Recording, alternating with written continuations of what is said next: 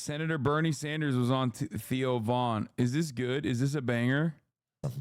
He's one of my favorites. You have one of the points I think a little bit, a government dominated by big money interests, right? That's no great secret. So you have these billionaires now in their super PACs. If you're a billionaire, you can contribute hundreds of millions of dollars to elect people, to feed people. I gotta pee, I'll be back. If you're a large corporation or you represent the pharmaceutical industry, do you know how many lobbyists there are in Washington, D.C. representing the big drug companies? Take a wild and crazy guess. 2,000. You got it. That's a pretty good guess. About 1,800. Wow. So there are 100 members of the Senate and 435 members of the House. Got it? 535. And you got 1,800 lobbyists. Well-paid, former leaders of the Democratic Party, leaders of the Republican Party. They're there to say, hey, Congress, do everything you can to make sure we make as much money as possible, and who gives a damn whether people can afford the prescription drugs they need. So that's power. So you have a whole other drug government almost going on. Absolutely. That's even bigger than our own government. Numbers-wise. Well, not big. We can define what we mean by bigger. But that's fair. But if you look at Wall Street, the power of Wall Street, the drug companies, the insurance companies, the fossil fuel industry, you have enormous wealth, enormous power. And if your question is it government that tells them what to do, or they tell what the government to do? More the latter. They tell the government what to do. Very powerful. Does it feel like that's changed over your time, like in politics, or has it always been that way? I think to some degree, money talks, right? Yeah. No great secret. That's always been the case. It's worse now, and I'll tell you why. As a result of this Citizens United Supreme Court decision, you familiar with that? Mm-hmm. So people brought action. Billionaires really brought action. They said, hey, it's undemocratic. You're taking away my freedom of speech, right? I got a First Amendment right. We're on TV now. You could say whatever you want to say, and I'm a billionaire, and I want to spend unlimited sums of money to defeat this candidate or support this candidate, and you have laws on the books now which restrict my freedom to buy the election. You understand what I'm saying? 100%. Okay. And the Supreme Court said, well, guys, you're right. You're billionaires. You should be able to spend as much money as you want to buy elections. And that's what you have. So right now, this is literally the truth. You have super PACs where billionaires can put unlimited amounts of money, hundreds and hundreds of millions of dollars to defeat people they don't like or to support people they do like. That's power. And that is a corruption of what democracy is supposed to be. Look, you and I can disagree on an issue, all right? 10 people. We argue it out, we vote, I get the majority, you get the majority, somebody wins, somebody loses. I don't think billionaires should be able to buy elections. And I think most people think that. Most people are like, why are corporations or companies allowed to give money to candidates and influence elections, right? Almost every person I know says that should be no.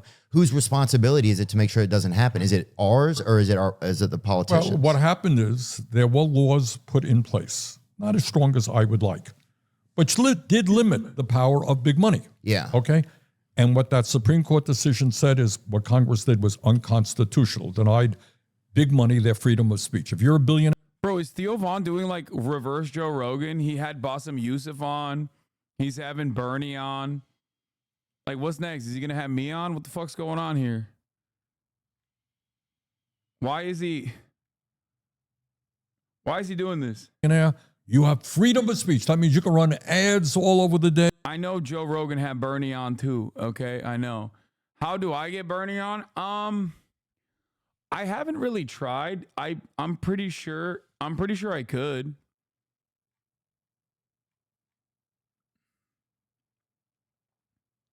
Bro, you're the same as Bernie Sanders. Come on. No, man, from a fucking podcast circuit, if he was like Joe Rogan. Oh my God, you guys are so fucking stupid. That's not what I meant, obviously. That's why I brought up Bassem Youssef as well. Okay? It would be like the equivalent. Joe Rogan having right-wingers on all the time. The left-wing equivalent of that would be having a person like myself on. Fuck, man, my entire fan base, bro. You guys have knives out for me all the time, dude. I'm not expecting you to give me my fucking flowers, okay? I'm not. But holy shit. Holy shit, y'all are so ready to fucking shove down anything I say. Knives are out at all points, dude.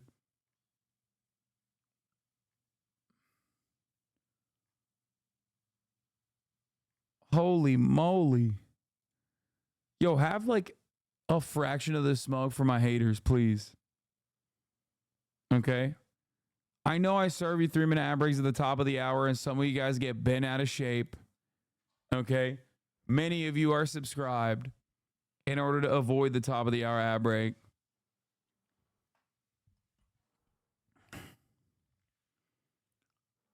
That means you can run ads all over the day at the top of the hour. That's what Bernie's talking about.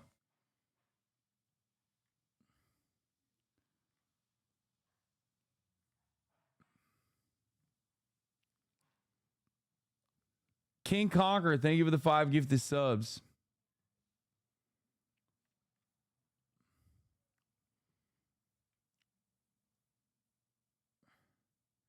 Remember when everyone scolded Bernie for going on Rogan and successfully advocating for progressive principles? Yeah, I know. I thought that was so fucking lame that everyone was yelling at him over that. Oh, God. What a fucking awful timeline that was. Here's the 3-minute ad break now, by the way. And to, beat Bernie Sanders, beat anybody. And that's what happened. So what we have got to do now is once again pass legislation that will do that. Are there politicians that aren't viable, kind of, or aren't influenced by lobbyists? Of course there are. There Yes, are. there are. Yeah, and there's some very good people. But many people, look, just to write an example, you're running for election, okay?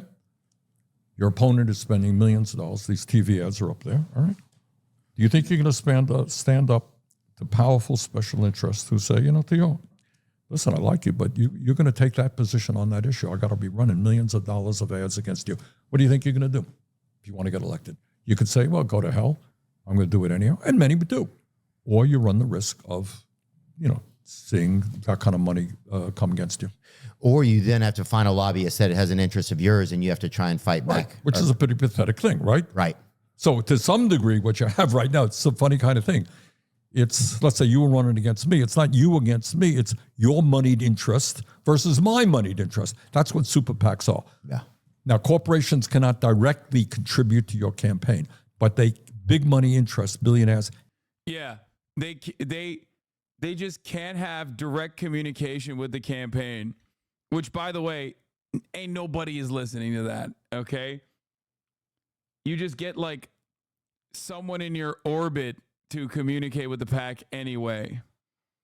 It's one of the biggest, like, oh God, it's such bullshit. Like, I hate the system so much. Like, who the fuck are you fooling, bro? It is just bribery. That's it.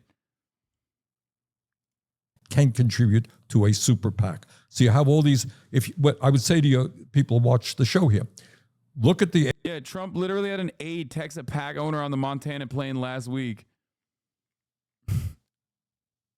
Ads that are on television, they'll be underneath it, you'll see paid for by supporters of the American way of life or whatever the hell it is.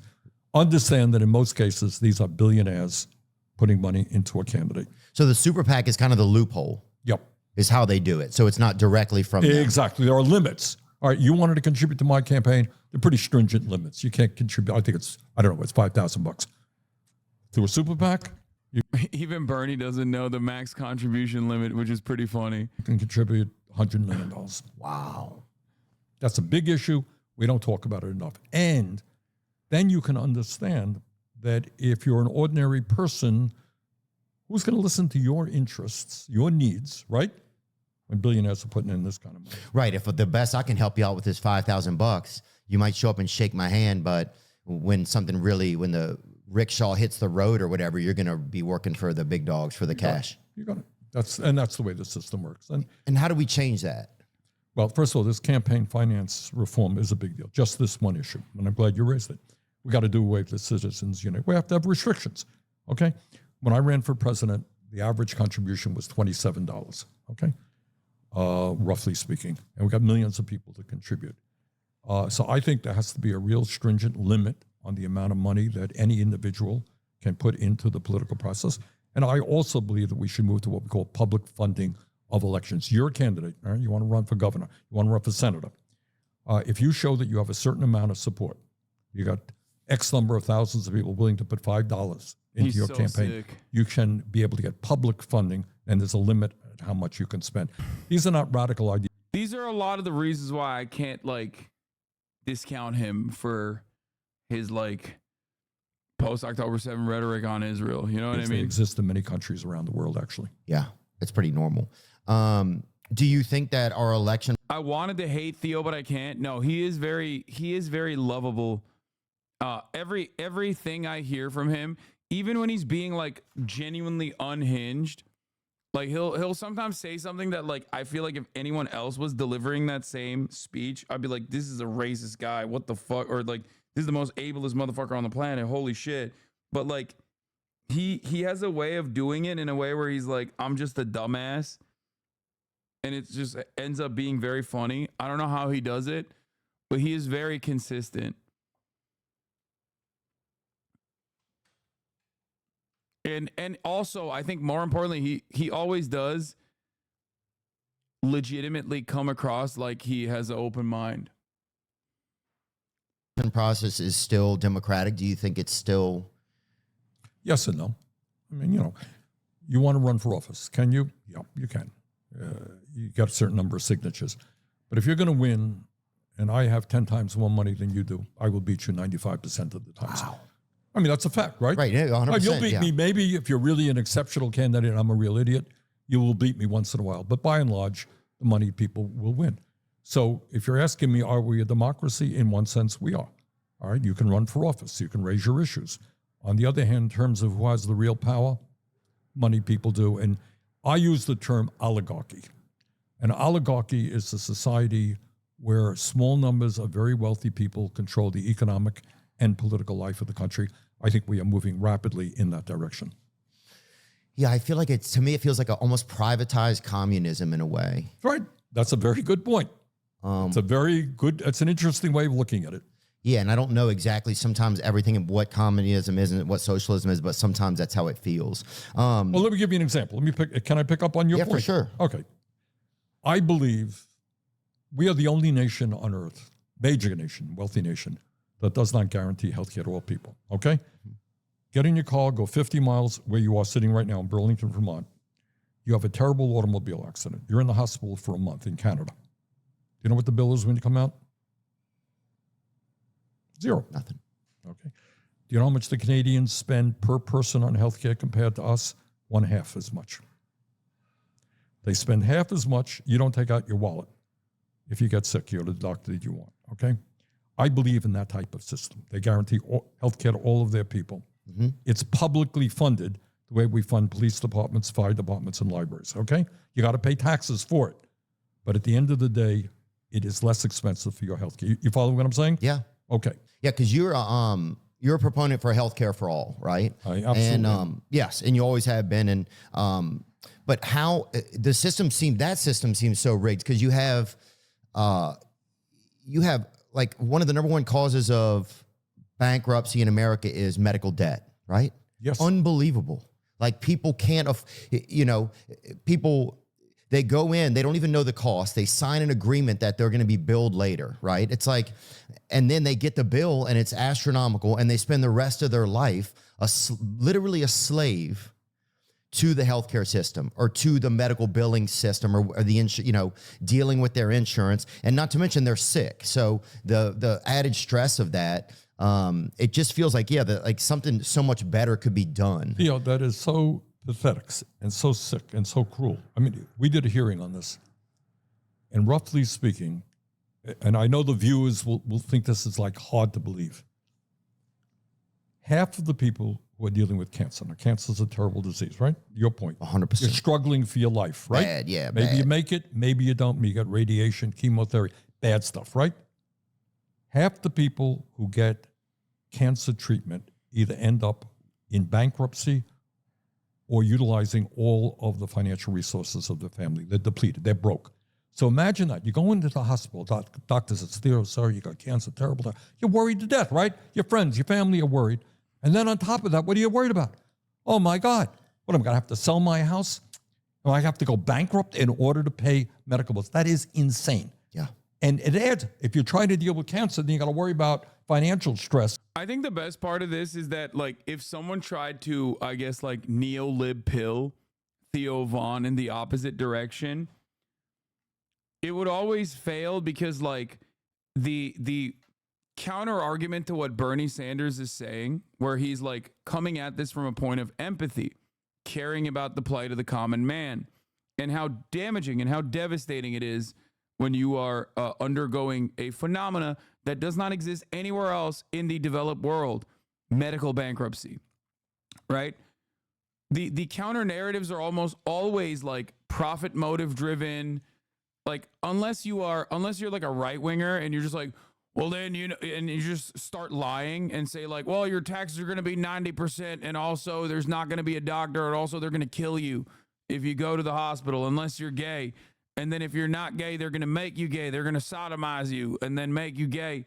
Like unless you just straight up make up examples, if you actually try to argue this from the perspective that like the Democratic Party tries to argue it on, it's almost always about the bottom line of like the pharmaceutical industry and private insurance, which absolutely zero people who are normal will give a fuck about. They'd be like, what are you saying to me?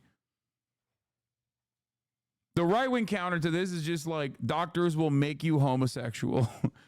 The neoliberal right-wing argument against it is like, what about the profits of the shareholders? Think it's going to make your condition any better? No, the worst. You spend half your day, you can't even, in the insurance companies, it's all a rigmarole. It's constant stress. But how is it set up like that? Like, what is the gimmick between insurers and the hospital? That's the thing I don't know. What's going on? All right, take it a step. Let's take a step further. Okay. Let me talk about the Canadian system. All right. Okay. Simple system. You pay taxes. And progressive. The more you make, the more you pay. But everyone pays taxes. All right. End result is you walk into the hospital, you sign your name, you get all the treatment you need. And it's good quality healthcare. You don't have to argue with insurance companies. You get the care that the doctors think you need. End of discussion. And in my view, that's the way it should be. It's not just that the insurance companies make huge profits. They do. Not just they pay their CEOs exorbitant salaries, which they do.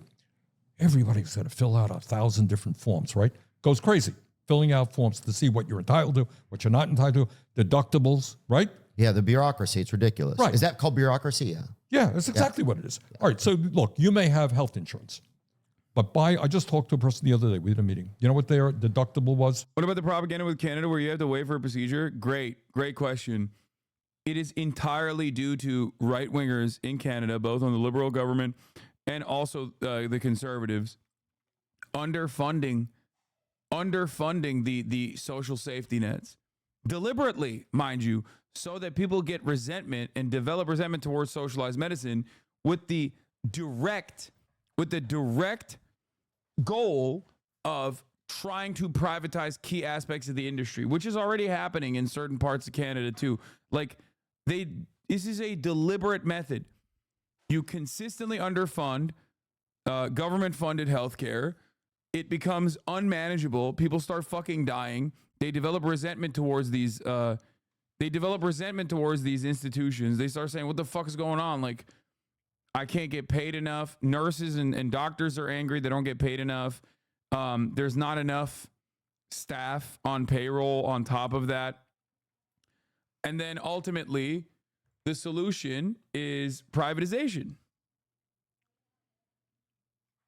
They're doing this with the NHS. They're trying to do this with the NHS. They're trying to do this with socialized medicine in general. You're technically right, but healthcare is handled on a provincial level, so it's provincial right-wing / lib governments. Yes. That's exactly how it works. $13,000. What does that mean? It means that the first... Also, waiting is not for immediate life-saving... like, you don't go into the hospital emergency room with a gunshot wound and they go, "Oh, come back in 3 weeks." That's not how this goes. Wait lists are for procedures, oftentimes elective procedures, or rather procedures that are still life-saving. It's still life-saving procedures, but it's not like immediate. You know what I mean? Like getting a hip replacement. So the question at that point becomes, would you rather wait a month or two to get this hip replacement? Or would you rather be able to get the hip replacement, maybe, if you have enough to pay for it, and then have a lifetime of medical debt as a consequence of it.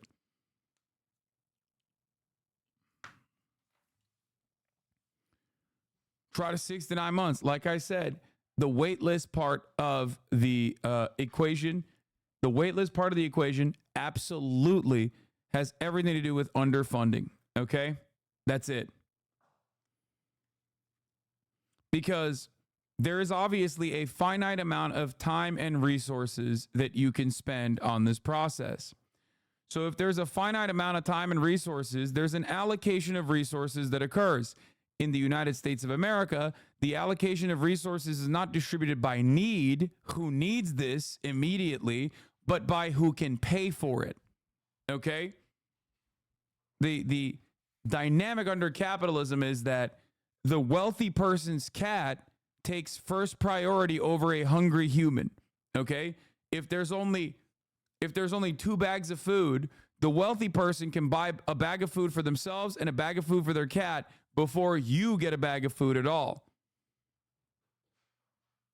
In a socialist distribution, obviously, cuts would need to be made if there was a, this is a reductive argument, but if there was a cut that needed to be made, both humans would get a bag of food instead of the cat.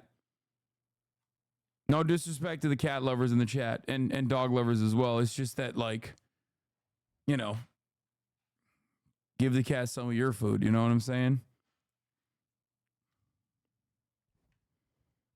First $13,000 of illness they got to pay out of their own pocket. How many people can pay $13,000? So if you get hit by a truck and you run up $1 million bill, yeah, the insurance companies will kick in. Yeah, presumably.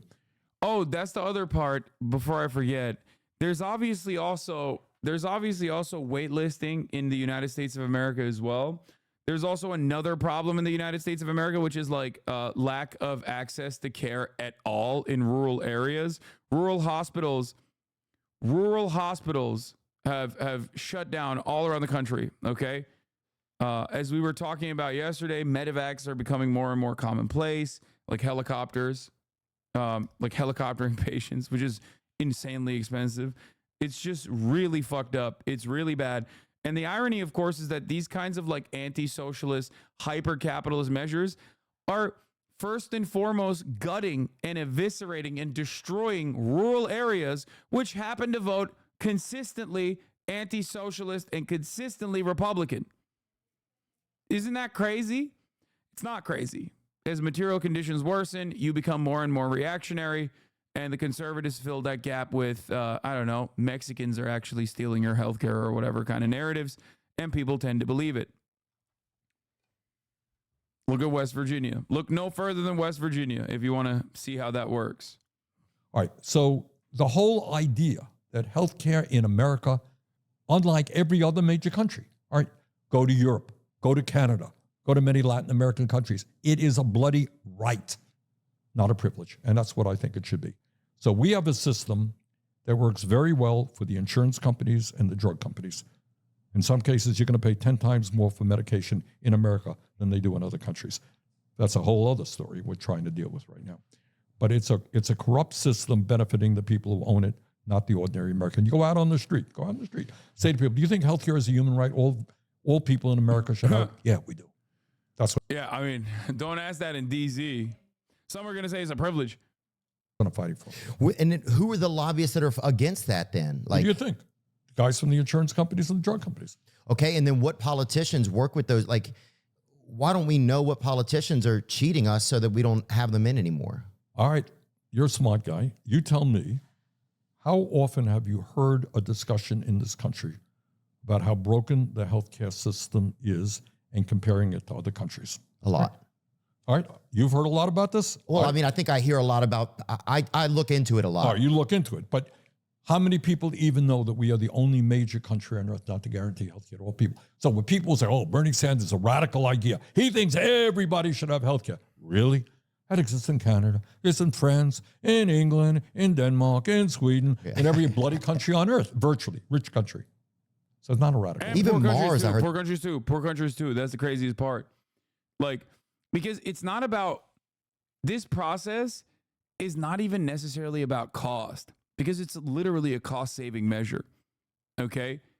This is about whether or not the government cares about the interests of its citizens and genuinely feels the need to take care of its citizens, or if it cares more about profits for mega corporations.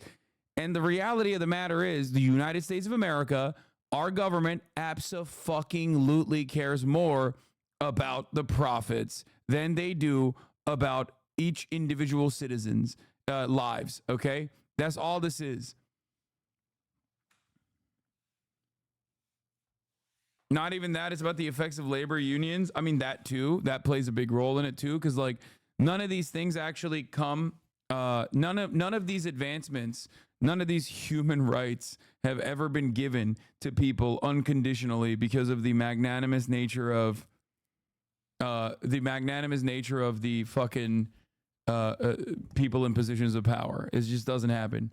You have to extract concessions by fighting for them super hard. They have health care there now. I wouldn't be surprised. Now, some people would say that the argument against that would be that then there's less personal responsibility to take care of yourself, right? But do you really? But that would be in other countries anyway, right? That would be anywhere. If God forbid you or I came down with a serious illness tomorrow, am I going to blame you for coming down with cancer? Isn't the easy counter that Republicans don't trust the government, so paying extra tax for a system you don't trust would be bad? I mean, that is a dumbass argument that Republicans make for sure, but that's just how taxes work in general. You're just now undermining the entire concept behind like paying into taxes. So then you got to go back to square one and basically talk to this person about like how important it is that you have roads. You know what I mean? Like you just have to have roads. And how are you going to build roads? Well, you got to fucking get funds. You got to pool funds and be able to put it together. The other side of it, in terms of the health insurance scam, is that taxes are basically like a singular pool for health insurance, except it's going to the fucking government. Okay? That's why it's cheaper in countries with socialized healthcare. Because obviously it is in the government's interest to ensure that the costs are kept as low as possible. It is not necessarily in the interest of the healthcare industry to keep costs as low as possible. It's just about offsetting as much of the cost back to the patient. I mean, is that a personal responsibility? It's a good point. Yeah, probably not. That might just be kind of a ghost of an argument. And but to pick up on that point, what should one of the priorities of a good healthcare system be? It should be to try to keep people healthy. So it should encourage people to have good diet, to do exercise, to stay away from, addictive stuff, right? Mm-hmm. Do we do a particularly good job on that? Not so much. Because where do the insurance companies make their money? Hey, if you're really sick, pretty good. Yeah. We keep you healthy, not so much. Are they one of the largest lobbyist groups? Yep. Wow. Very, very. They're huge. I mean, and we started this discussion. You talk about, privatized communism, whatever the expression you used, is I believe that, Medicare is the health insurance program for the elderly. Mm-hmm. Medicaid is for lower income people. I think we should combine all these and guarantee health care to all people. But your point is that in the private sector, we are moving to a monopoly. And it's true. People like United Health, unbelievable site. United Health, to the best of my knowledge, has under contract or hires 10% of the doctors in America. Wow.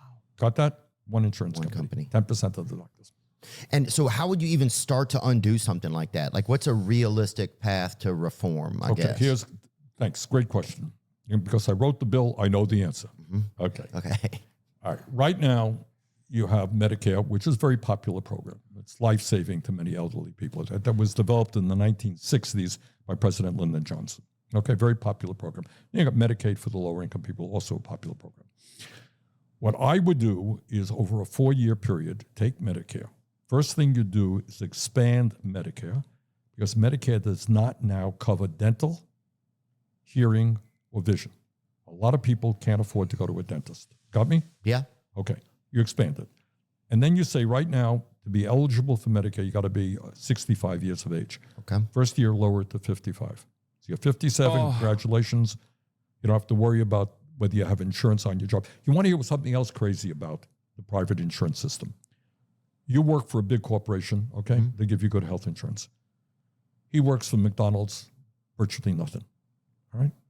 That's pretty crazy. Where you work determines the kind of health care you get. Anyhow, so we go from 65 down to 55, 55 next year down to 45, 45 to 35, fourth year you cover everybody. Gradual absorption. So you have a Medicare system that covers all people. People, this is so funny. People will go, there's no dental in Sweden. It's privatized. Bro, that doesn't mean it's a good thing, right? Wouldn't you want dental to also be covered? It's shit. Yeah. People, you no longer have to pay any more deductibles or co-payments, no more premiums. I'm a firm, committed believer that if the Democratic Party didn't get in the way of Bernie Sanders, and there was like a Kamala Harris style situation that occurred this time around, but with Bernie Sanders in 2016, which obviously is laughable, it would never happen. We would have experienced 8 phenomenal years of prosperity.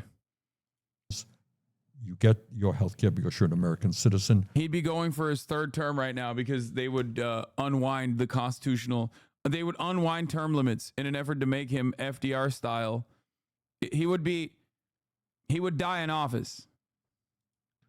Will your taxes go up? They may. Will it be less than what you pay right now in private insurance? Yes, it will be. It's a good deal. Can we afford that as a country, you think? Sure. Yeah? We are now spending over $4 trillion on healthcare. We spend double. Here's another point to be made. We spend twice as much per person on healthcare as any other country because it's designed to make money for the insurance companies and the drug companies. Wait, so explain it to me. So we spend twice as much on healthcare We are spending right now, Theo? as any other country Yes. per person, Yes. but the money isn't going towards them getting, so we'd almost save the money just by, You got it. All right. Here, example. is that All right. true? Yes, it's true. Check it out. Is that true? That seems too good to be true. I love that he led Theo into arriving at that conclusion on his own. That makes it so much better. People love coming to those conclusions on their own. It is true. Chairman of the Bloody Committee. Yes, it is true. All right. Bloody, literally, people are bleeding Bloody, out, dude. Yeah. All right. If I buy a car tomorrow for $80,000, you buy a car for $40,000. What is the presumption? Should my car be a better car than yours? Yes. Okay, I'm spending twice as much, all right, but I got a much better car than you have. All right. We are spending per person, over $13,000. All right, spending $13,000 on you, $13,000 on me, $13,000 on a 5-year-old, $13,000 on a 90-year-old, all right? $13,000 per person, over $4 trillion nationally. Canadians are spending about half of that per person. And they're taking care of everybody. Yes. And the British are spending less than that. Other countries, a little bit less. But does that affect us with the population number that we No, have? doesn't matter. I mean, 'Cause it's per person. Got it. Okay. I'm not talking about in gross, but Right. per person. How do you stop hospitals from overcharging?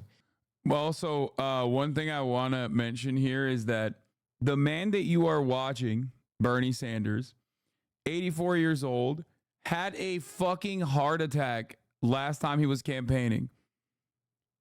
And he's still sharp as fuck. Like, that's crazy, dude. Now look at Joe Biden. 82 years old, sorry. It's okay. a corrupt system. If they know that the government's going to pick up the tab. Good. Very good question. The answer is what they do. It's not like we're inventing something. Other countries do it. What they say to hospitals is, look, you're not going to be charging Theo when he's in the hospital. You're not going to be charging him a nickel. But we know, roughly speaking, in a year what you are going to be. You need a certain number of doctors and radiologists and nurses and all that stuff. Here is your budget. It's like a police department. Here's your budget in a year. You need more, maybe we come up with more. You get what we call a global budget. It's like the Dodgers or something. But you got a global budget. Right, you got a budget. And you take care of all the needs. It's not per person. You get it. And what you do there, we spend as a nation, one of the other insanities of this healthcare system, we spend hundreds of billions of dollars on billing. You know what I mean by that? All right. Medical billing, yeah. All right. So I'm the insurance companies. First of all, you got to fill out forms. I hire people who are not doctors or nurses, right? They just bill. Oh, yeah. All right. You got bill collectors. You go to a hospital, go down to the basement, got 100, well, depending on the size of the hospital, dozens and dozens of people. They don't see a patient. They're just filling out forms. Yeah, half the Philippines is people just doing medical billing over the phone, you know? Well, there are countries where you show your card and that's the end of the discussion. But we waste hundreds of billions of dollars just on billing people. Now, there's another issue I want to discuss. Life expectancy. What do we know about life expectancy? We're getting pretty long in the tooth. Nope. We're not living long. Nope. Compared to whom? Compared to probably Vietnam. Yeah, I'm sure, maybe. All right, but. No. Fuck. He's right. God damn it. I thought maybe but nope. Come on, Bernie. Talk about fucking Cuba. Vietnam got cancer from Agent Orange still. Yeah, it's probably. If we are spending twice as much per person, where's that money going? Is it just going to subsidized insurance companies? Subsidized insurance companies, and also lining up the profit margins for pharmaceutical corporations as well. Look at Cambodia's life expectancy in 1975. That's insane. But, all right. We are the richest country on earth. Do we live longer lives than other people? No, we don't. Serious question, how many jobs will this cut out, saving that much money? I don't know. It probably would. I mean, it definitely would, but a lot of the jobs would also have to handled, like the administrative stuff would still have to be handled by the government. So then they would work as government employees. Don't. We do not. In fact, we're pretty far down the list. Why is that? Well, I mean, I think it could be that we're not taking as good care of ourselves. Okay. And I think it could be that, that we don't have as good a health care. That's right. All right. I think that's two out of three. All right. Now, here, there are two facts. Japan, other countries will live 4 or 5 years, 6 years longer than we do. That's a lot. You know what I mean? Yeah. So they'll live, I forgot what it is. Like 8% or something. Yeah, right. It's a lot. But here's another fact that is really unbelievable. It's not just that we live shorter lives, despite spending so much on healthcare. The gap between the 1% and the working class is 10 years. If you're rich, you'll live as long as people in other countries. You have a long life, in the 80s or whatever it is. If you're working class, you're going to live 10 years younger. How does that happen, do you think? Wow. Because just stress, burnout. Stress, burnout, lack of access to medicine, terrible dietary habits as well, which is not influenced by individual responsibility at all, but instead lack of access to food, education surrounding food, food deserts, and also obviously shitty work conditions that cause you not to be able to have your own, cook your own food or whatever. Disability born out of your place of work that isn't properly, properly protected due to lack of labor regulations, poor work conditions, lead in your water pipes, shitty infrastructure. Also, life expectancy is skewed by childbirth, child mortality, infant mortality as well. And you're right, that is also pretty bad in America. Lack of sleep is another major reason for why the life expectancy is much lower for working class Americans. There's a multitude of different reasons. It's just that like all of them are bad. It's something as like and it's sometimes things that you would not even consider to be a problem. I'll give you an example. Walkable cities. The American cities are designed around vehicles. American cities do not have an adequate public transit. Okay? When there's not enough adequate public transit, everybody is car reliant. Car reliant infrastructure is deadly because when there's no public transit, there's no reason to walk. When there's no reason to walk, you just fucking drive everywhere. When you drive everywhere, you end up becoming fatter. It's shit that you would not even consider, that you would never even think that plays a significant role in Americans being massively obese. It also then contributes to air pollution. It contributes to car accidents. But guess what? Car manufacturers make nice profits at the end of that bargain. Man, all right. I'm going to sign you up there. You got it. Look, I think I like a lot of the things that you think about. All right, let's deal with the issue of stress. Okay. Yes, you're right. It is twofold, it seems to me. Number one is if you're rich, you go to any doctor you want, when you want it, get paid for all the drugs you need. Did we just get everything wrong, or is this some grand scheme? I mean, we did get everything wrong. It's just the grand scheme is capitalism. That's it. Like it's not that complicated. It's just profit motives, corporate profits over people's needs. That's it. Every step of the way. Right? Yeah. All right, that's a real advantage. But above and beyond that, working class people live under enormous stress, right? And that takes a toll on you. Why is it worse in USA than in other capitalist countries? Because the United States is extra capitalist. That's it. That's the reason.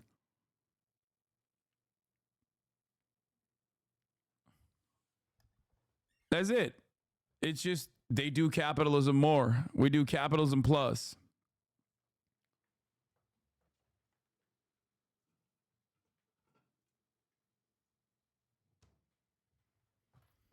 This is the hub, dude. It's a toll on you physically and mentally. And that is, we have parts of this country where life expectancy is actually in decline. Give them the real answer, because other countries have more regulations and more social safety nets. Yeah, because they do capitalism minus. Exactly. They have capitalism with like some regulation and a semblance of a welfare state, which was hard fought for, by the way, due to their proximity to the USSR, which was, the opposite of that. So they were terrified of that influence. They were terrified of the influence post-World War II, so they were like forced to make concessions to trade unions and whatnot. But don't worry, America handled that too.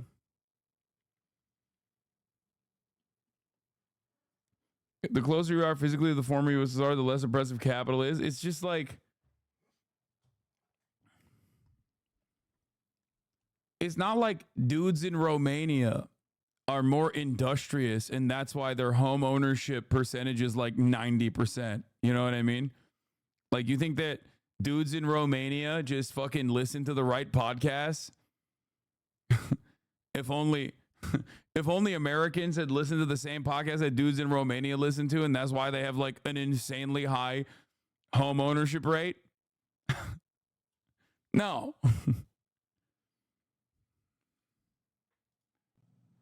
Got it?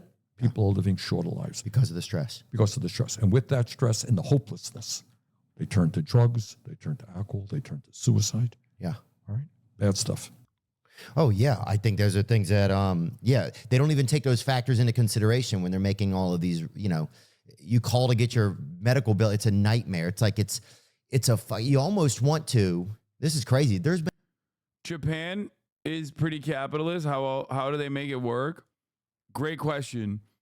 Thousands of years of collectivist attitude deeply instilled in a very xenophobic country.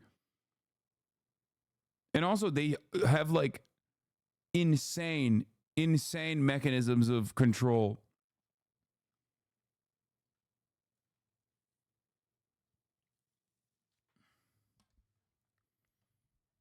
And billions in support from the US. Yeah, but like they're asking, how didn't it become this like hyper-capitalist dystopia? Also, Japan doesn't work either. Japan has a shit ton of issues. and insanely bad worker protections? No, you're wrong about that. Japan also has like weirdly some of the most insane fucking worker protections on the planet. What are you talking about? You cannot fire someone in a Japanese company once you have hired them. Like that's not even it's just not even a thing. That's crazy. Maybe even too much. Like that might be a little too extreme in my opinion.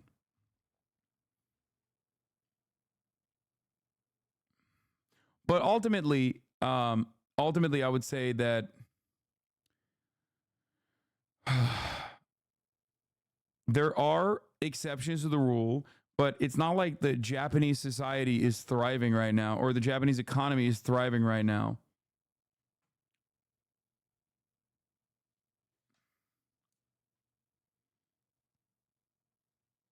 Completely idiotic take. What?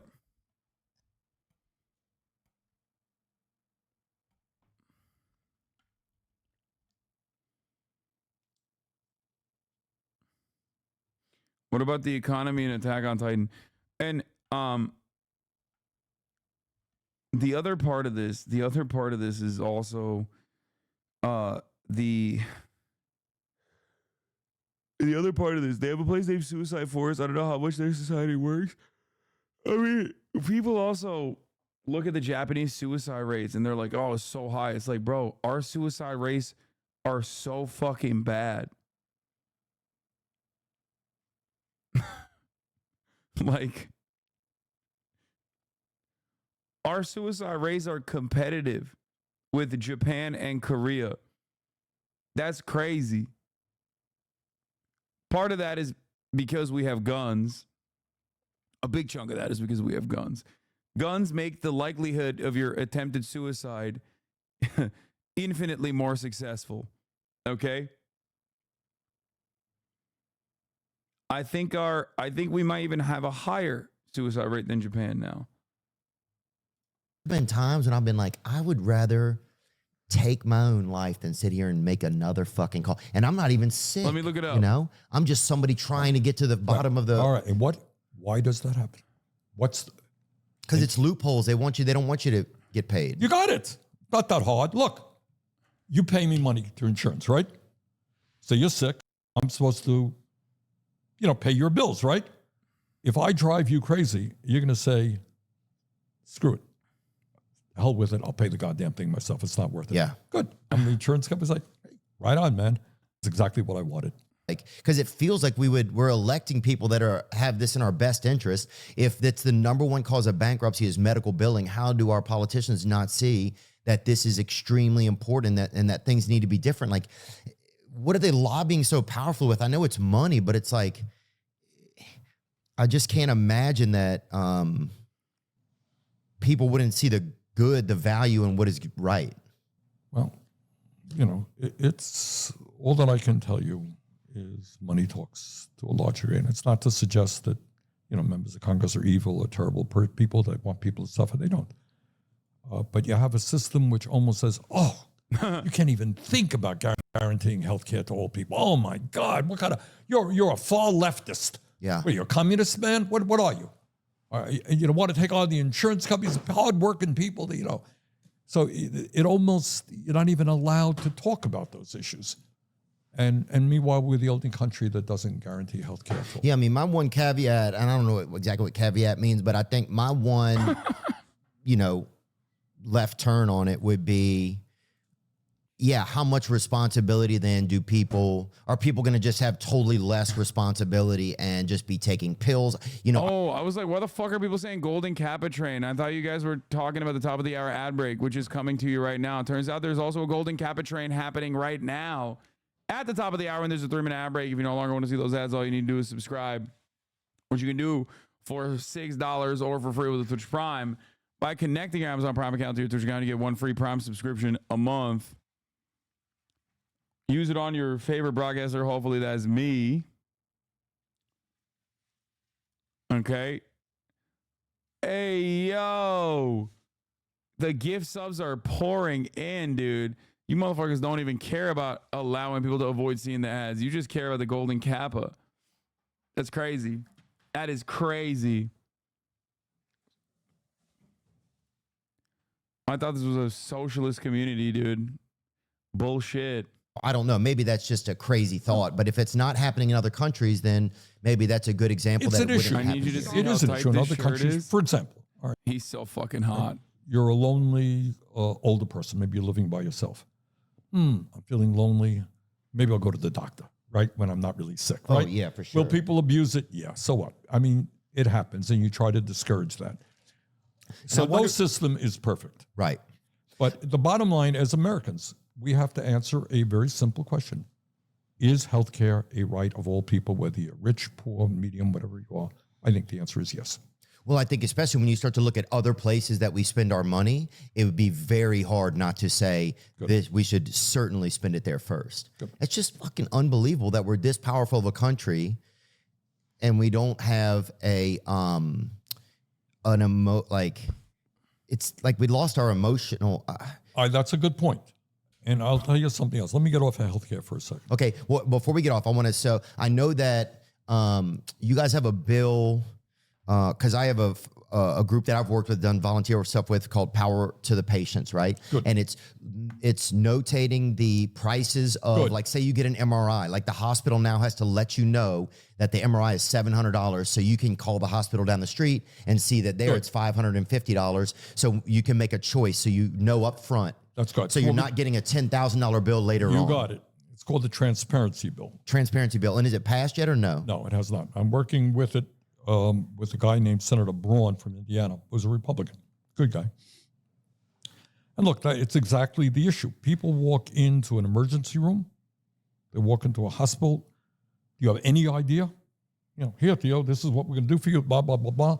And you come out and you drop dead because you see a bill of, tens of thousands of dollars, right? That's the crazy part. Yeah. I mean, people go in surgery. They come out hundreds of thousands of dollars in debt. It is. It's insane. All right. And the point is, look, I should have the right to know. You want to hear? You think it's crazy? Let me tell you how crazy. It's even crazier than you think it is. Okay. You have Blue Cross insurance. I have another insurance company. Same hospital. You go and get an MRI. Your insurance company will pay $500. My insurance company pays $700. So even in the same hospital for the same treatment, the price is different. Not to mention different hospitals. Yeah. Well, it's just wild that they can do that. It's almost like I'm going to go to the grocery store. I'm going to get an apple, right? I'm going to eat it. And then after I eat it, you're going to tell me how much it costs. You got it. That is and they're like, it's $400. You're like, is it from the Garden of Eden? Like, but it's even worse. You're exactly right. But it's even worse because you had to go to the hospital. Right. Yes. It wasn't a choice that you made. I know you guys had launched an investigation, even because this is kind of current, about Ozempic, right? And the cost of Ozempic in different countries. Because I was dating a girl, or not dating, but we met up a couple times at night or whatever. And it's like,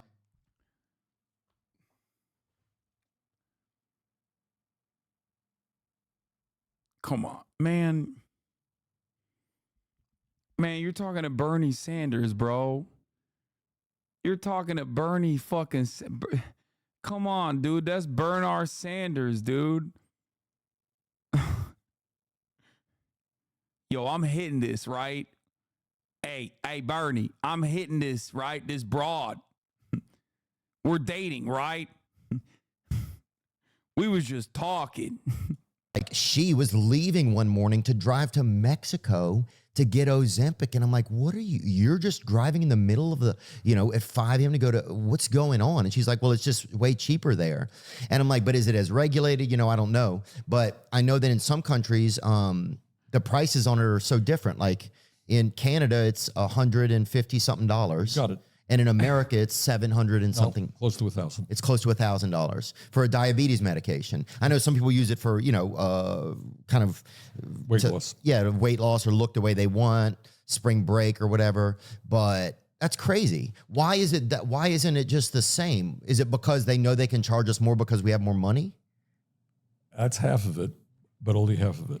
That's a great question. Thanks for asking it. All right. It's what my committee deals with every day. We've had, by the way, some success in the last few years, and the Biden people have done a good job on this. All right. Why is it that, I want to make sure I'm right here. Well, certainly in Canada, it's about $150 for Ozempic. This is kind of related, but kind of unrelated. Okay. Okay, let me explain something to you.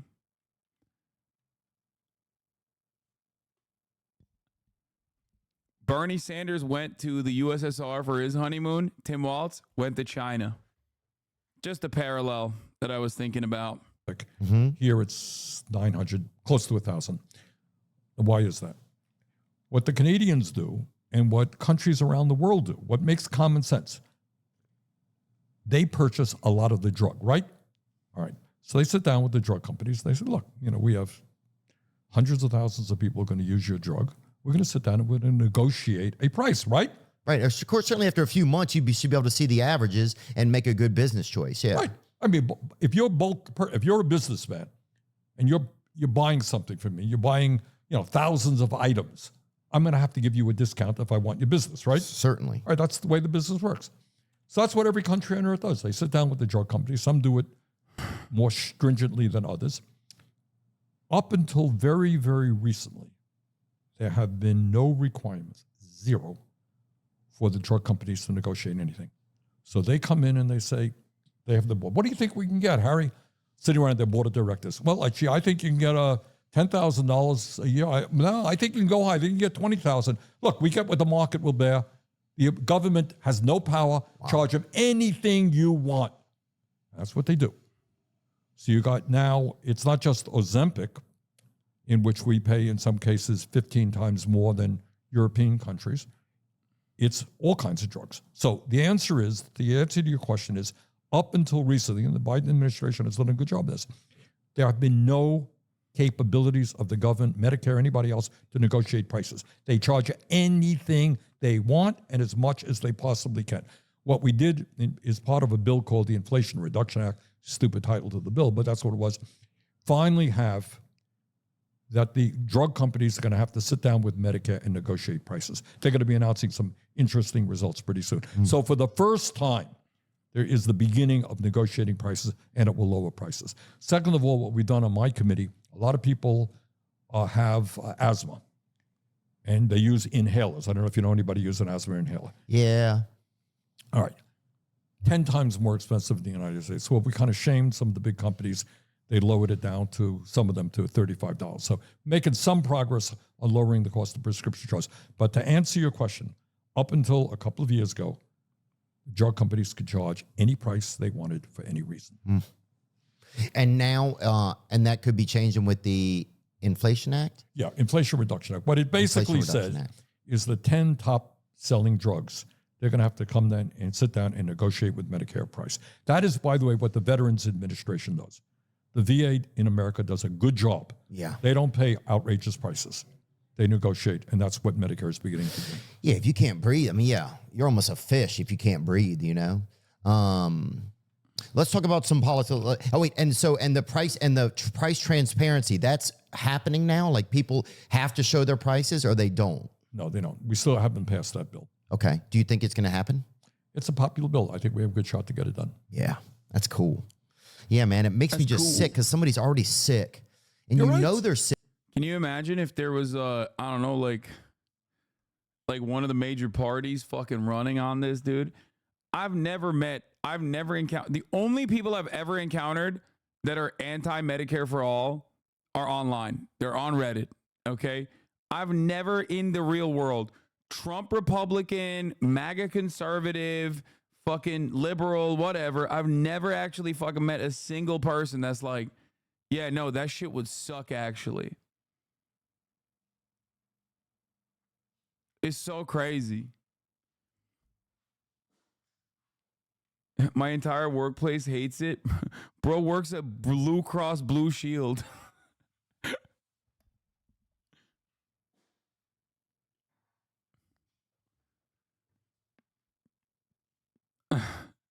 Sick. Like if it were your family member, what you want them to just sit there and just be angry? They're on the phone every day. Then they don't have any energy for their own family. It just you're absolutely right. I just can't imagine choosing, especially when you're already making a ton of money, choosing to make a little more money. What do you need? My boyfriend's parents think if you are unhealthy, it's your fault and they shouldn't have to pay for it. Let me guess, they're fucking fat too. And most likely are going to die to heart disease and are already on their way to become diabetic. It's always the least healthy motherfuckers who are like, yo, you know what? If you are fucking unhealthy, that's your goddamn problem. But now you're raising even another issue. What do you need? You're talking about corporate greed here, but that's another issue. Yeah, I know you hate it. And we all hate it. I think America's at the point where the screw has been turned so fucking tight that I think, yeah, it starts to create radicalization, starts to create a lot of stuff. Let's talk about the election coming up right now, or just the current candidacy. I wanted in 2020, I believe that's when you ran. I wanted you and Donald Trump to be on the same ticket, right? That was a thought. Bro, look at Bernie's face.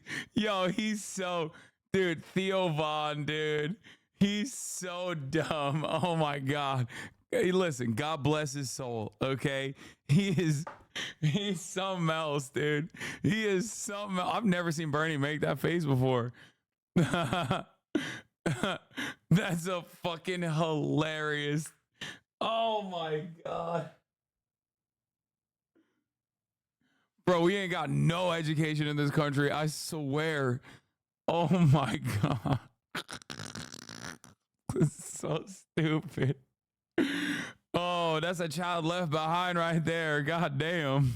That I had, because in my mind, I'm just a regular guy. I don't know a ton about politics, right? I felt both y'all were outliers, right? That's how it seemed to me. These guys.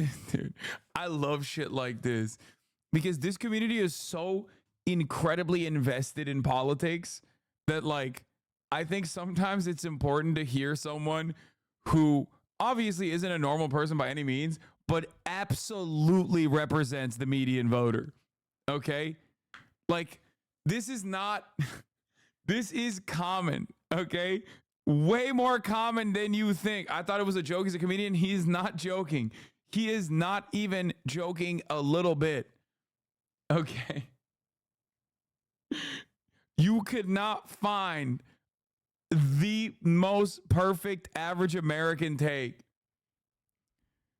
God, I love this shit. This is so great. They're both outliers. They're both different. But I love chatters being like, no, he's joking. He's not joking, man. He's not. Bro, he is not joking. But seem to be doing their own thing. You've been outspoken against Trump, right? Do you think he's not, is he doing his own thing, or is he? Yes, he is. Look, I will give Trump credit. Okay. He does his own thing. Okay. He's a very different type of politician, and that's clear. But this is what I do think, Theo. While my coworker wanted Kamala Harris to pick Adam Kinzinger to be your VP pick. Yo, take your coworker's MSNBC access away, bro. No, that's too much MSNBC. That would be historic. Okay? Analysts are calling it the 3-vote ticket. It will just be 3 voters voting for that ticket. Okay? Oh my God, you guys already made it an emote. That's crazy. That's crazy that you made that an emote this fast.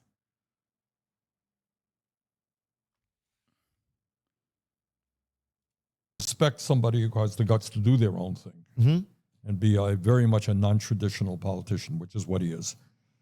Here's the facts. He lies all the time. Right? And, I got 4 kids and I got 7 grandchildren. And we really have to ask ourselves whether the guy who is the leader of the country, whether that's the kind of example that we want. So I have a lot of friends in politics who differ with me, more conservative people. They're not liars.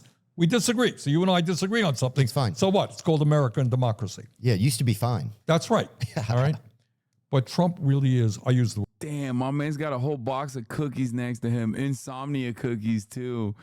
Fuck, I'm so fat, bro. How do I... word Look, you'll pathological see in lies. a second. 'Cause when you see them on television, not everything, but a lot of lies. Okay, and I think we can't have that. When he was in the private sector, Crumble cookies. Oh fuck. Oh, I love cookies so much. It's fucked up. It's fucked up how much I love cookies, chat. Oh my god. Oh my god. What it does things to me.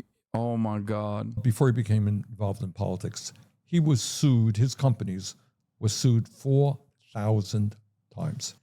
And I just, above and beyond his political views, which I disagree with, but then those you can discuss. I don't think you want somebody leading this country who is shady. So you're saying he doesn't set the best example of Exactly. Look, you got kids. Do you have any kids? I don't have any yet. All right. Well, hope you do. And you want kids to be honest, right? Yeah. You don't want New subs don't know about how much you love cookies. Yeah, because I changed the times that I actually stream. Every night I still have an ice cream sandwich.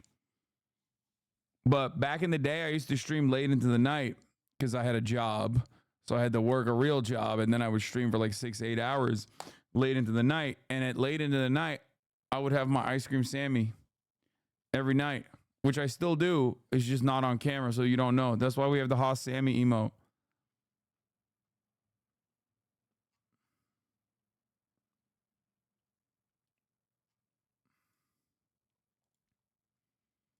them to be bullies and picking on the weak. And he so that from a character point. Fat boys are the greatest? No. I mean, fat boys are fine, but no, they're not the greatest. That's crazy. No, I love the Oreo cookies. I even fuck with like the Nestle ones, the Nestle cookies. For me though, they have to be not super high in calories. That's the reason.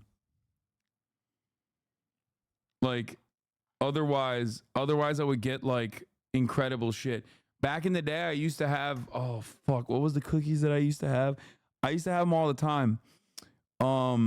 It's like a higher echelon brand. It's like they have it at fucking what is it?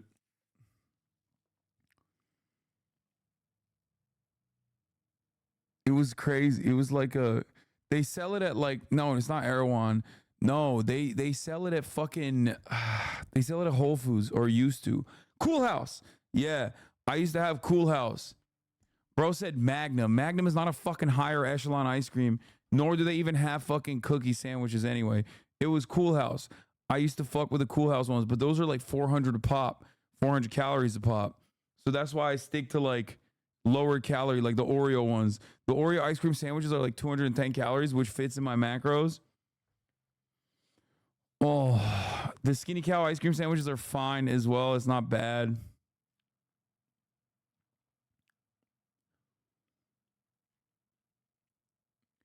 I understand you love her cookies. It's like my unwavering love for donuts. I love donuts too, but I can't have them. It just like makes me feel like shit afterwards. Ciara, I love you. That's crazy, man. Get some Yasso, bro. I've tried it all, man. I've tried it all. Point of view. Oh my God, look what I found.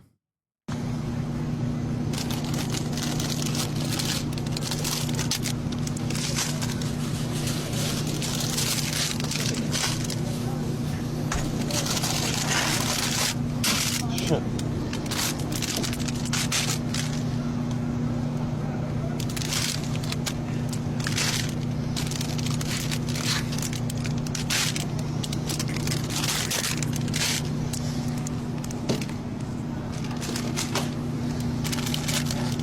Back then, you could just like rip a fucking live stream off your phone and shit. 1, 2, 3, 4, 3.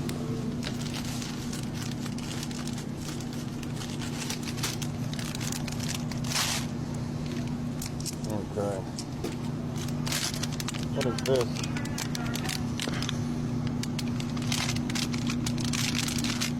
$480 calories.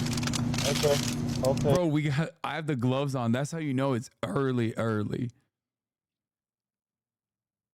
I had the gloves on. Dude, I had the shittiest mask on too. It was crazy. Like, it was just not a protective mask at all. I just strapped on the first fucking mask that I could find.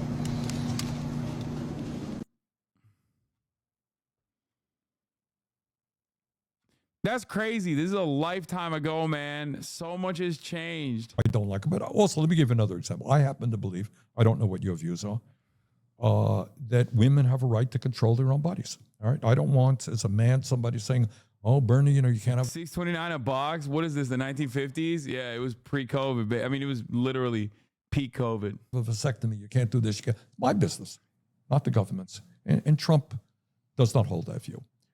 I happen to believe strongly that climate change is real. We got the, just a week or two ago. Yeah, I saw your podcast with Bill Billenkoff. Bill McKibben, of course. I've known Bill for years. Bill McKibben, yeah. Yeah, and Bill is yeah, I want to get to speak to him. He seems really interesting. smart guy. Is he? I've known him for years. Yeah, because I want to learn more about, you just always hear about climate change. And so, yeah, I want to learn more about it. Good. And I hope you do. And have. Wait, what the fuck? Racist University of Kentucky student pleads guilty after singing the N-word 200 times at black staffer in 10-minute rant. Here's how long she faces in jail. BLM Tel Aviv, saying the N-word is illegal now? What the fuck?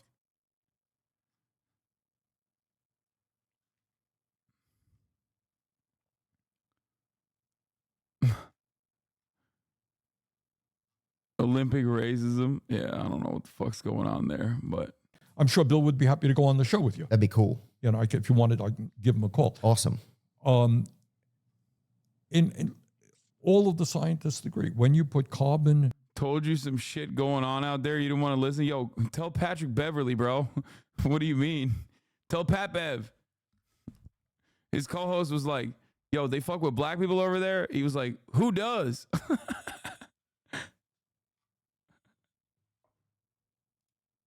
Into the atmosphere. It creates a ceiling there.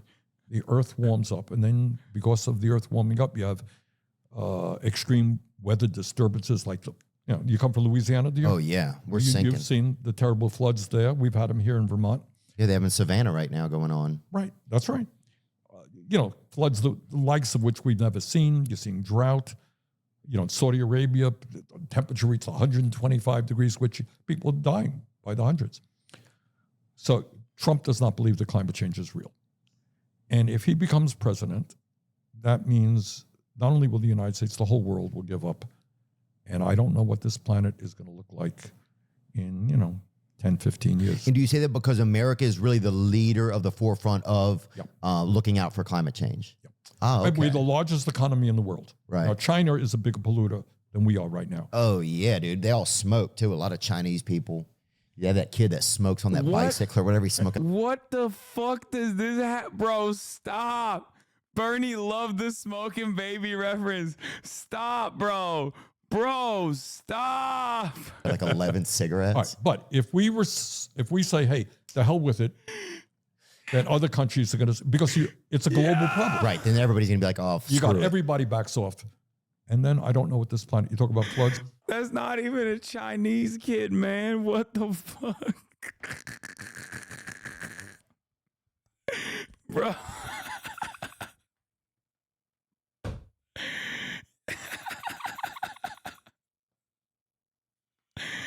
Hey, what kind of Chinese is that kid?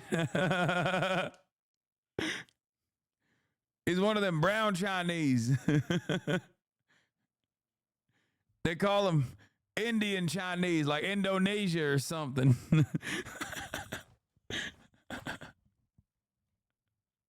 It's going to get worse and worse. Heat waves, worse, drought, worse, migrations. There are millions, hundreds of millions of people, little farmers in poor countries. They can't farm anymore. Yeah. Okay. So I disagree with Trump on that. So those are some of the reasons why, I'm strongly against them. Those are important issues, I certainly, yeah. And I don't think it's like everybody can have their own thoughts on different issues. And do you see why people like him? I do. Because he's very disarming. He gets up there and he says whatever the hell he wants. Yeah. He is not Yeah, he doesn't seem like he's by the book. That was a thing. He is not That's by the book. Right. And so that's something the same as you. It's like he's speaking for, it feels like they're The same speaking as for you. themselves, right? Whether you agree with maybe what they believe what they're saying. And that I think comes through I think you're right. clearly to people. I think, he's certainly unusual, gets up there and he rants and he does his thing, and he's not necessarily, I'm sure his advisors go crazy, but he's I not can't reading, even not imagine. reading off, he doesn't have 14. Kid Rock is one of his advisors, you know? And look, I love Kid Rock, but Bernie loved that. Yo.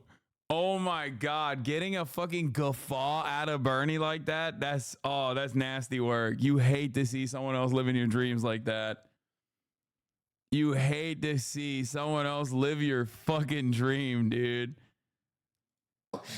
I don't know if every advice, every advice of his is the best, but now some of it is, that's for sure, but some of it may not. You're right. And, a lot of these politicians have 18 different consultants. You can't use that word. You can't say that, and he's that not makes like it that. miserable. He's not like that, right? And people find that appealing. I get it. But, again, I don't think you could have a pathological liar or somebody who doesn't believe in women have the right to control their bodies, who doesn't believe in climate change. This is like grandpa with his not very bright, but one of his favorite grandchildren. I think that's bad. And by the way, I'm not quite so sure how much he believes in democracy as well. Yeah. Well, and look, yeah, that's how you feel, and it's important. And you've always had your own feelings, and I appreciate you always having them and sharing what they are. Did you feel like whenever the people tried to assassinate, did you think it was deeper than that? Or do you think it was just some Reddit jockey just on? First of all, it was horrible. I mean, I disagree with Trump on everything, but the idea of people assassinating Trump or anybody else is it's crazy. It's crazy. It is horrible, and I can't give you the words. It's just terrible. We cannot have that in American politics. My own guess, and I'm not an expert. I'm sure there are a lot of, conspiratorial theories that are out there. I think you have, we've seen it before. You've seen seemingly normal people walking into schools with guns doing horrible things, right? Yeah. And I think you had, for whatever reason, I don't want to even speculate why this young man did what he did. But you just think it was a young man who that was it. That's what the evidence seems to suggest so far. Right. But you didn't hear anything else. You guys don't hear anything else as Congress people. You don't hear anything. Dude, I love, he thinks like Bernie Sanders has access to extra knowledge about the motives of the shooter as a congressperson. I don't know Deeper any than great that. secrets that you don't know. Yeah. Do you think that Kamala Harris is the best person to run against Donald Trump right now? Well, she is the person, and that's And that won't change probably, huh? Oof. she'll be the Democratic candidate. And I've known Maybe he is a little bit misogynistic, which makes me love him more, obviously. But like, she is a person. Not my favorite, but that's what we got. Maybe if you didn't say America deserved 9/11, you'd be Theo right now. That's one of the funniest fucking dumb takes of all time. It's like, yeah, dude, Theo Vaughn hasn't said like a multitude of worse shit than that on every podcast. No, people don't give a shit, dude. Like, nobody gives a fuck about things like that. Kamala for a number of years. Not best friends, but I've known her. Mm-hmm. She was in the Senate for a short period. She's very smart, and she's determined. I mean, above and beyond her views on the issues, which I, support most of them, not all. You got to give credit to somebody, a black woman, to move up the ladder. That ain't easy stuff. There's a lot of resistance to that, and she's persistent. She's strong. Damn, you got Theo Vaughn to say that's a good point. And I respect that. And, I think she'll be a good candidate. I was interested that Trump apparently backed out of a debate with her on ABC. And I wouldn't, I have debated her, as a matter of fact. She's tough. She's tough.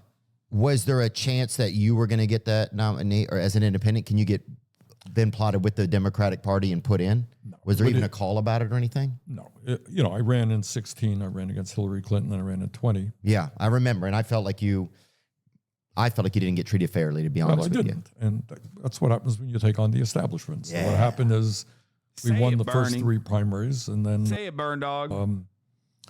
the establishment got very, very nervous, and there were a whole lot of candidates in the Democratic primary.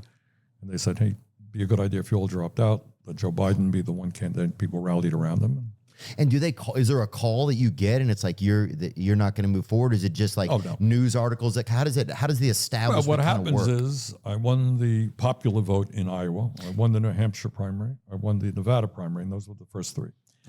And then front pages of the New York Times, Democratic establishment very nervous. Bernie Sanders could win the whole. We were doing very well in the polls, and I think behind the scenes, people thought there were like 15 different candidates.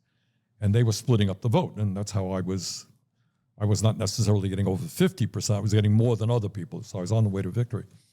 And they said, look, Bernie. Who's they, Bernie? Say it.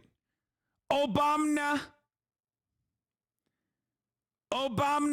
made the boss call. He did.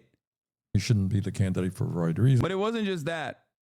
It was also, I don't know if you saw this, but July numbers are in. We're so back. Oh yeah, dude. We are back. We're back. Take me back to Nevada. Dude, it was like, I think it was one of the best moments of my streaming career, maybe of my life. Like pre-COVID. So much enthusiasm in the air.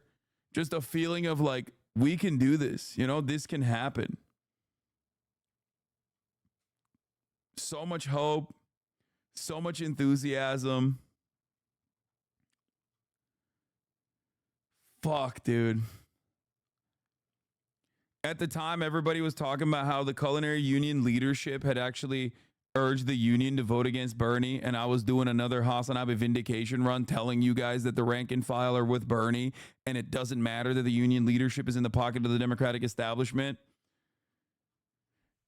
And everyone was, all the fucking smarmy, annoying little neolibs were like, you're wrong. Me. You're wrong. Bernie's going to get wiped in Nevada.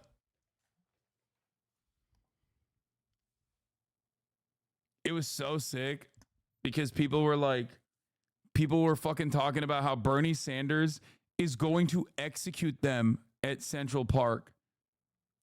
Remember MSNBC commentators talking about on like regular network television, they were like, if Bernie Sanders wins, Chris Hardball Matthews said, if Bernie Sanders wins the primary, they will execute me at Times Square. That's what he said.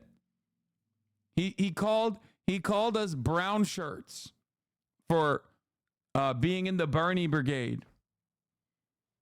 That's so crazy. Anti-Semitism, not so much back then. To say that like the first Jewish candidate of a major party and his fan base were a bunch of brown shirts. Where was the anti-Semitism allegations back then? Yeah. That was reserved only for not going with the guy with like a murder case on his back. We don't want him the candidate, drop out. And then on one day, a lot of people, 1 or 2 days, a lot of people dropped out. It was Joe Biden and me, and Joe had a lot of support, and all these people came behind him, and that's what happened. Let me also say, having said that, Biden is a friend of mine. I think he has done a very good job over the last 3.5 years. Boo. And I'm working very hard to see that Kamala is elected our next president. Did you feel like it started to seem like people were losing faith in the media, right? And I feel like that's had a huge. Why does he love Biden so much? It's because he's fucking. I think Joe Biden was nice to him 85 years ago one time, and he just never let that go. Like, I'm not even kidding.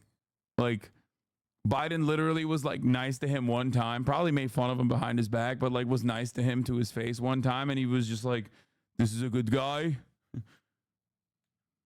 Huge effect on society. It's created a lot of opportunities for what are often labeled as conspiracy theories, but then often end up being true. Or because you can't talk ill about him because the establishment will cook him even more. Fuck no. No, that's just hopium. No. Bernie Sanders, unironically, one of my biggest criticisms of Bernie Sanders during the last primary cycle was that he just would not attack Biden. He rarely ripped into Biden when he was running against him. And the reason why was because he kept saying, Biden is my friend, Biden is my friend, Biden is my friend. It's like, bro, he's not your fucking friend, okay? He's not. My friend Joe. Truth just My good because friend not Joe. all, but yeah, often end up being truths, or having realness to them, because the news media isn't even it's like they all just go down these same similar paths, and it's not it doesn't even feel real anymore. I mean, the fact that you and I are talking is wild. It's like I fucking wouldn't talk to me, but the fact, but Look, the bad news is bad news and good news. The good news is you got a program, and but millions of people tune into you. yeah. And part of that is that people do not necessarily believe CBS, NBC, ABC, or even Fox or anybody else. And so let me tell you what I think about that. Because I think you're touching on an important issue. We talk about healthcare, you talk about media. You have about 8 large. Is this the reason why he's not so excited about Kamala? I think the reason why Bernard is not so excited about Kamala is because he doesn't know if Kamala Harris will be trustworthy or not.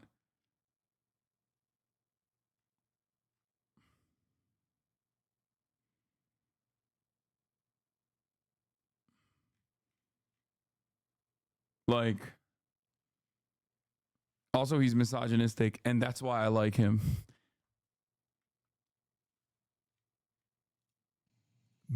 What do you mean by that? I mean, Kamala Harris ran on like a relatively progressive ticket in 2019 against Bernie Sanders when Bernie was running. And she was like pro Medicare for all, immediately backed away from that position, hasn't really brought it up ever again.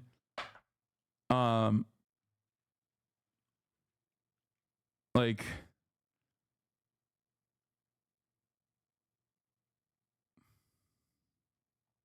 or the scarier idea is that he does know.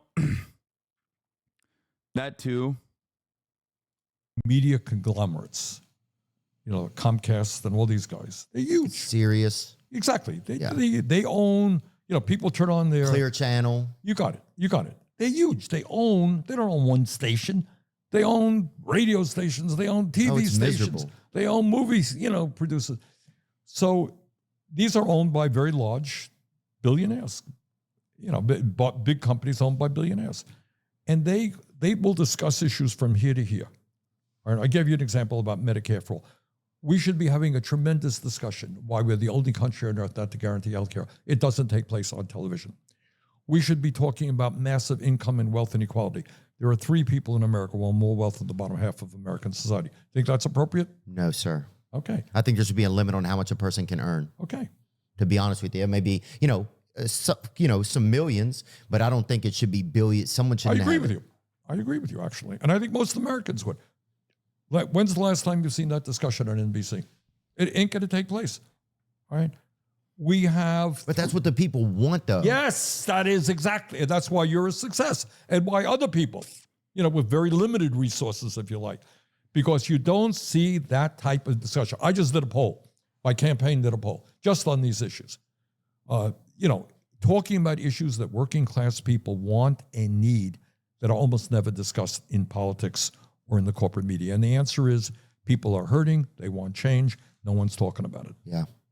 Yeah, it's heartbreaking. It's like, I don't know, the people don't even get thought of anymore, it feels like a lot of times. And here's the toughest part, I think, Bernie, is as a person who, has felt like in their life, maybe their father died in a war, their grandfather died in a war, and they've tried to pay their taxes and be a, considerate person in their town or their country. After a while, those good people starts to erode a little, because they don't feel like, and they lose their sense of purpose, man. When you lose the fabric of your society, a lot of people, that's how they didn't even realize it. A lot of us don't even realize we identify as an American. And when you realize, well, America, it's nothing, but it's a shell LLC for fucking big corporations, then what am I? I'm just a Bro, I'm telling you right now, you could have this conversation with every average American starts talking like a fucking communist revolutionary after describing, I don't know, 3 different ways in which like the American for-profit system has harmed them. It's crazy. This is why there's so much opportunity. There's so much opportunity to like truly talk to these people and change their minds. This is the regular dudes in fucking Louisiana, Tennessee, Alabama, like they see this shit too. Problem is the Republicans actually very effectively channel that frustration back to like big pharma is making you gay by giving you vaccines. They're doing gender. And then the liberals are like, oh, shut up, you mountain person. You're stupid. And also better things are not possible. And we can't actually get free health care. How dare you talk about, I don't know, fucking reducing the profit margins for major corporations by 1% in an effort to make people's lives better. Like in an effort to make like working class people's lives that work at those corporations' lives better. Idiot. You know, you almost feel ashamed of yourself, you know, or you can, you know, anyway, just, I don't know. A lot of that stuff just, I don't Hillary Clinton, free ponies. That's what she said. Remember about fucking healthcare? see how people think that that's good or how you're going to still be able to get people to buy in. Theo, I think you said it better than I did. I mean, I agree with you. I think a lot of people are ashamed. They're giving up. They're hurting. Yeah. And And Yeah, that's why it's so important for us chatters not to be annoying shooters and scare normies like Theo away. Thank you. Exactly. That's why I always stress the importance of being fucking normal and not being a theory nerd, not being fucking annoying, not saying shit like, oh, dude, you're sitting on stolen land of America. This is a white supremacist, bloodthirsty, imperialist empire. Like, know the rooms that you're speaking in and know who you're speaking to. Okay? Many of these people have fought and died, or their families have fought and died in wars, and they're good people. That's why you shouldn't have grilled Theo for wanting a Trump Sanders ticket. No, I mean, I'm going to laugh at that. And maybe they're, you know, nurses and they're you know, business people. yeah, anything, crossing guard, mailman. Right, exactly. They believe in their community. Yeah. And meanwhile, they're getting ripped off by people on top politically and economically. Well, even the radio, like you're saying, it's like you used to have like a newspaper and you read and it meant something. Your community meant something. It used to be that your grandpa worked at the factory and they made the table that you have in your home. And so everything had a story to it. There's some connection. And now it's like we're buying stuff from countries that they're making it. They don't care. We're using it. We don't care. There's no story. Nobody has any like, there's no... He's arriving at like the most spiritual way of describing alienation, which is crazy. Like just a Marxist principle. He's describing it very well, but also doing it in a way where it is the most unmaterialist. It's awesome. There's no thread. You know, the thread just gets thin. That's a very profound point you just made. And so how do we get it back, you know? It ain't easy. Yeah. But I think but I think you hit the nail on the head. People are, you know, you're in Vermont, which is one of the smallest states in the country. It's a very rural state. Beautiful. Burlington is the largest city with 40,000. I used to be mayor here, you know. But you go into small towns, everybody knew everybody. Often they were dairy farmers. We had a lot of dairy farmers. People work really hard being a dairy farmer. Oh, yeah. I used to work at Cold Stone Creamers for a while. So not the same, but I get it. All right, but they've been milking cows, you know, 5 o'clock in the morning on a cold winter day ain't easy work. But there was like everybody knew each other. Nobody cheated each other. You know, there was a sense of, then you have town meetings once a year and people argue about the school budget and all that stuff. And we are losing that big time for a lot. Maybe next time we'll talk about that. But we're losing that, as you indicated, for a lot of reasons. And if we don't get it back, I worry about the future of this country. Yeah, we can. That is kind of a bigger topic. I've heard you talk about the 32-hour work week, man. It's intriguing. Second I heard that, I'm like, I'm in, you know? I tell you, it got a lot of response. Yeah, I think there was a poll. I don't know if it was a Newsweek. I don't know where it was. That, the 32-hour work week. And one of the reasons behind it is why. Okay, here's why. All right, let me back it up a little bit. Okay. All right, I'm going to ask you a question. Are you ready for a tough question? Let's do it. All right. Over the last 50 years, massive changes in technology, right? 50 years ago, they didn't have this stuff. Worker productivity has gone way up, right? So you're a worker now playing with technology, machinery, whether it's a computer, whether it's, factory technology, you're producing a lot more, correct? Mm-hmm. In terms of real... Oh, you're producing more because you have machines that can help you. Exactly. Got it. Okay. Right. Much more, by the way. Right. Okay. So a machine can do the work of 30 men in a day. You got it. Whatever it may be. Okay. Despite all of that, increased worker productivity, is the worker of today in real inflation accounted for dollars making more or less money than that worker was doing, or a similar type worker 50 years ago? What's the answer? I would say less. So less based on inflation and everything. The workers making less now than they were then. In real dollars. Yeah, we're called real dollars. Inflation accounted for dollars. Real dollars. Okay. How insane is that if that worker is now producing so much more than he or she did? Oh, I see what you're saying. So now if a worker is operating a machine and that machine is doing the work of 20 workers. I rarely ever get to hear Bernie Sanders walk like a Norman through the steps of like basic Marxist theory. It's kind of sad that the audio busted at this point, but like, this is a treat. Workers, then why isn't there some benefit to the worker? You would think that guy's making, woman's making more money, right? Hey, you're producing a lot more. See, he's defeating the misogyny allegations. That guy or that woman. Yeah. Or widgets or whatever. It is. Yeah.